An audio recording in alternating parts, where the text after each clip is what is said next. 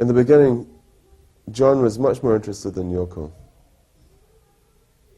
In fact, one evening, John and Yoko invited Prabhupada over to listen to a song that he had just recorded. This is just after his 29th birthday. And he made a song called Cold Turkey. And of course, the significance of that song was that he was actually having withdrawal symptoms coming off heroin, because, and I saw this myself, he was, himself and his wife were shooting up heroin constantly while we were there. And that's why Yoko Ono had so many miscarriages, because she was also really anxious to have a child by John Lennon. And I had to clean up an office one time in the main house, and when I moved a filing cabinet, I came across all these, hypodermic needles. And syringes were just lying around. Also, they had some very unsavory characters living at their place. They had someone called Alexander Trocky, and he was a Scotsman, but he had moved to New York and he'd written a book about his visions on heroin. And also William Burroughs was invited, and William Burroughs wrote a book called The Soft Machine. He was living in North Africa. So they were really dabbling a lot in that drug culture, looking for identity or something. They were looking for something. And that's why we were there too. And of course, they had made a record called John and Yoko Forever, because Yoko's whole consciousness was fixed that she wanted some or another to live with John forever, for eternity. And of course, when Yoko asked this question of Prabhupada, and Prabhupada said, "This is impossible," he said, "At death, immediately, you are separated." Then she lost all interest. It was like a private invitation. There was Srila Prabhupada and his secretary, his servant, Purushottam. But Trivikram and myself knew about this meeting. And we also knew the layout of the house, because we'd also been stripping paint from the walls, the wooden boards, because it was all beautiful oak paneling in the main living room. And there was French windows leading out into the garden. So what we did was, without Prabhupada's knowing, without John Lennon's knowing,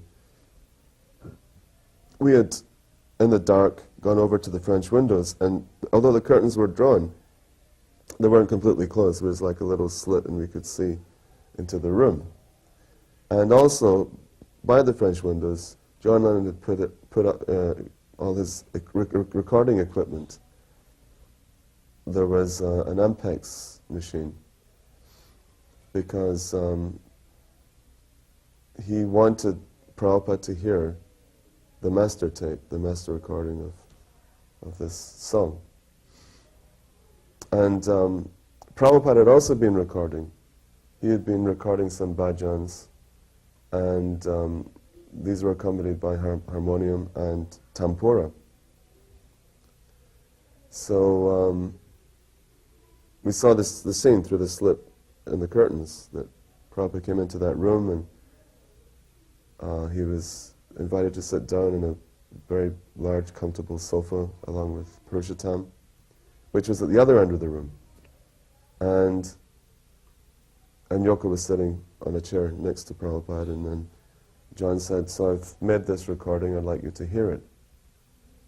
And he came over to where the equipment was, and he started playing around with the knobs and dials. And it started to move, but then all of a sudden, he couldn't get it to work. There was no sound coming out. The tape was moving, but there was no sound coming out. And we could, because we were facing him, and he was facing us, although he couldn't see us, because we were in pitch dark, and he was in this, in this bright room. We could see he was really getting frustrated, because there was no sound coming out of his equipment. And after a minute or so, Prabhupada realized he was having difficulty, and he said, so it seems you're having trouble. But I have also done some recording, and I have brought my tape recording machine, and that's working. It's a little Euro portable. And he told Purushottam to start it up, and so instead of Prabhupada having to hear this horrific song, I don't know if you've heard this song, it's a horrific song, he was spared that song, and he was able to play his music to John Lennon. So John had to retire from his equipment and sit down near Yoko Ono and listen. And then shortly after that, after a few minutes conversation, Prabhupada said, so now I have to go back. I have some translation work to do. And then he had left the room. And then as he was coming round, we jumped out of the bushes and paid our obeisances to Srila Prabhupada. And Prabhupada rubbed us on our backs as we were paying our obeisances. And he went, Jai, he said, so, you saw? There was one particular morning walk when very few of us were actually with Prabhupada. It was here at Bhaktivedanta Manor. And there were about 5 of us. And for the first third or so of the walk, Prabhupada didn't speak. He was just chanting on his japa. And then he reached the top of the road where the road turns off towards the right, just past Round Bush. And Prabhupada asked us a few questions. He said, he first of all started explaining how the living entities, they reflect the mystic powers that Krishna has. Krishna is full of mystic powers, but the living entities, they also have mystic powers. Just like a frog, Prabhupada said. A frog has yogic powers. You bury him in the ground, he will not die. I was walking next to Prabhupada. I said, but Prabhupada, the frog, he breathes through his skin. Prabhupada said, no, he has yogic powers. It's interesting. Since then, I've read of frogs and toads buried in solid stone for goodness knows how many tens of thousands, perhaps even millions of years.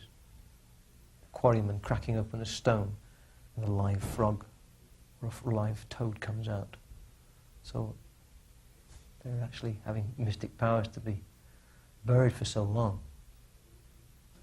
I remember one story, and I just read it confirmed in Harisori's third part of his diary. There I organized the Janmastami, and I think it was the first time that we'd arranged to have paying for some prasadam.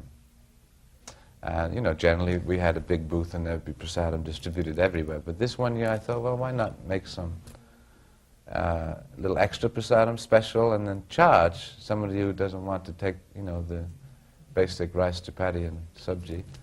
They may want some pizzas or something, chips or something different. And we're not able to serve prasadam the whole time, so we'll keep... So anyhow, I made this arrangement for a little... Or somebody did, but I was president, so I was feeling responsible that it... And later on I was up in Prabhupada's room and there was darshan, kirtan, and at the end, so Prabhupada said, any questions? And one guest quite strongly began to criticize and complain that why you are selling prasadam? Prasadam is prasadam, it should be given away. So my heart started pounding, I panicked, you know, I'm standing at the back. And Prabhupada is looking, and he looks around, and he said, actually, and then Prabhupada said to him, I think Harisori's got the exact word for word, but basically Prabhupada said, if we don't charge you, then you'll never give anything. So I felt completely vindicated that it was okay to sell some prasadam at the temple. In Harisori's book, Prabhupada says something that actually you are meant to give to support, but you don't give, therefore we charge you something, otherwise you'll never give anything. So that was he had to be quiet then after that. But he was, I remember the Indian gentleman, he was a particularly complaining type. He was always there though, he always used to come regularly, so I thought I was a little nervous in case Prabhupada took issue with me that we were selling prasadam. But he accepted that was okay. One time we were going past Buckingham Palace. So we were very proud at that time that one boy had joined who was part of the Queen's Guards. You know, the guys who wear the big furry hats. So as we were passing the palace, we were in a taxi with Prabhupada. So we looked over and we said, Prabhupada, one of the Queen's personal guards has joined. And then Prabhupada said, oh, so what about the Queen?